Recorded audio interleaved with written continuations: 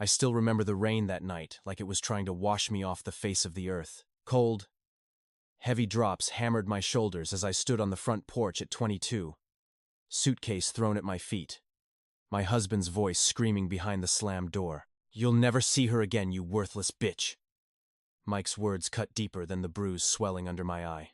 Our daughter Emily, 3 years old, my whole world had disappeared exactly 1 year earlier. He told the police I was unstable, that I must have done something terrible. Everyone believed him. My own family turned their backs. That night, he finally snapped and kicked me out into the storm. I walked for hours, soaked, shivering, the suitcase wheels squeaking like they were crying for me. No phone, no money, no one to call. Shelters were full. I curled up under a highway bridge, cardboard over my head, whispering to the dark, "Emily, Mommy's still looking. I promise." The wind howled like it knew my pain. Every passing car made me flinch, terrified he'd come find me and finish what he started. That was the lowest point of my life. I had nothing left, except the faint, stubborn spark that refused to die. Weeks blurred together. I took whatever odd jobs I could, washing dishes, cleaning offices, sleeping in cheap motels when I had $20, otherwise on park benches. The cold seeped into my bones. Hunger gnawed me. Every night I scrolled on a borrowed phone, looking for any trace of Emily. Nothing. Then one rainy afternoon I saw the ad. Abandoned Victorian fixer. Upper.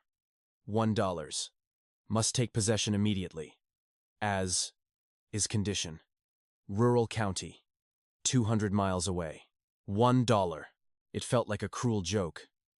But the picture showed a big old house with peeling paint and overgrown vines. I had $43 to my name. I borrowed the rest from a kind waitress who believed my story.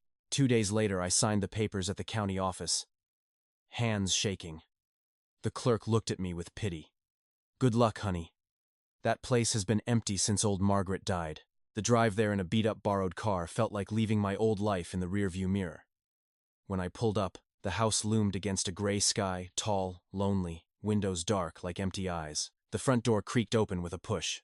Inside smelled of damp wood, mold, and years of forgotten dust. I dropped my suitcase in the foyer and whispered, "Home. For now." The first few nights were pure survival. I swept cobwebs, scrubbed floors with a bucket and rag I bought at the dollar store. No electricity at first, so I used candles. Wind whistled through cracks in the walls. Every creak made my heart race. I told myself it was just an old house settling. But then, the noises started. Not wind, not mice. Soft, almost like a child's whimper. I froze the first time, spoon halfway to my mouth. "You're imagining it, Sarah," I told myself. "You're just broken." Days turned into weeks. I painted the kitchen a soft cream, with paint I found half used in the shed. I fixed the leaky roof with plastic sheeting and duct tape. Slowly, the house began to feel less like a tomb and more like a shelter. One afternoon, while prying up a loose floorboard in the hallway to fix a squeak, I found a small cardboard box. Inside, tiny pink sneakers, a faded teddy bear missing one eye, and a little dress with Emily embroidered on the collar in careful stitches. My knees gave out. I clutched the dress to my chest and sobbed until my throat burned. How could this be here? Coincidence?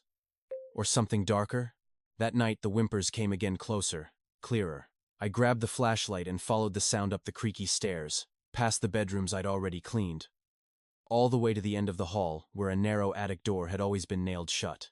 My hands trembled as I pried the boards loose with a crowbar. Dust rained down. The door swung open with a groan. Cold air rushed out, carrying the faint smell of baby powder and fear. I climbed the steep stairs, heart pounding so loud I could hear it. "Hello?" My voice cracked. Is someone there?" A small shape moved in the corner behind an old trunk. I swung the flashlight. 2 wide, terrified eyes stared back at me. Dirty blonde curls, a birthmark shaped like a tiny heart on her left cheek, the exact same one my Emily had. She was thinner, older by a year, but it was her, my missing daughter. "Emily?" I dropped to my knees, flashlight clattering. "Baby, it's Mommy." She shrank back at first. Then something in my voice must have clicked. Her little lips trembled. "Mommy? Grandma? Margaret said you'd come one day, when it was safe." The truth poured out in her broken, 3-year-old sentences while I held her so tight I was afraid I'd crush her. Mike had taken Emily the night he reported her missing. He drove her straight to his Aunt Margaret's house, the very house I now owned. He told Margaret I was dangerous, that he needed time to fix me. Margaret, old and lonely, believed him at first and kept the child hidden. But as months passed, she realized Mike was the monster. She tried to contact me, but he had cut every link. When Margaret died suddenly, the house went into tax foreclosure and was auctioned for $1. Emily, scared and alone, stayed hidden in the attic, surviving on canned food and the hope her grandma had planted that her real mommy would find her. The plot twist hit me like lightning. The man who destroyed my life had hidden our daughter in the very place I ran to for safety. He never expected the house to be sold to a stranger me. Every strange noise, every clue, had been my baby, waiting in the dark for the mother he stole. I called the police that same night. They came, took statements, and within days, Mike was arrested. Turns out he'd been living off the sympathy money people gave him for his missing daughter.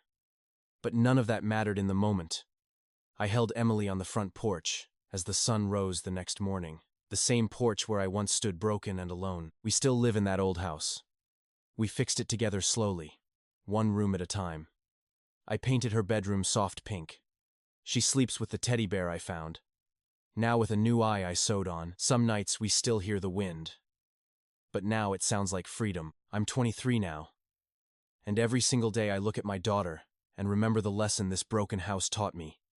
Even when everything is taken from you, even when you buy a $1 ruin to escape hell, hope can be hiding in the darkest corner, waiting for you to pry open the door and let the light in. If you're out there right now, cold, scared, thinking the story ends with the suitcase on the porch, please hear me. Keep walking. Keep believing. Your $1 miracle might be closer than you think, and somewhere in the quiet, your missing piece is still whispering, "Mommy, I'm waiting." We still live in that old house. We fixed it together slowly, one room at a time. I painted her bedroom soft pink. She sleeps with the teddy bear I found. Now with a new eye I sewed on. Some nights we still hear the wind. But now it sounds like freedom. I'm 23 now. And every single day I look at my daughter and remember the lesson this broken house taught me. Even when everything is taken from you. I called the police that same night. They came, took statements, and within days, Mike was arrested. Turns out he'd been living off the sympathy money people gave him for his missing daughter. But none of that mattered in the moment. I held Emily on the front porch as the sun rose the next morning. The same porch where I once stood broken and alone.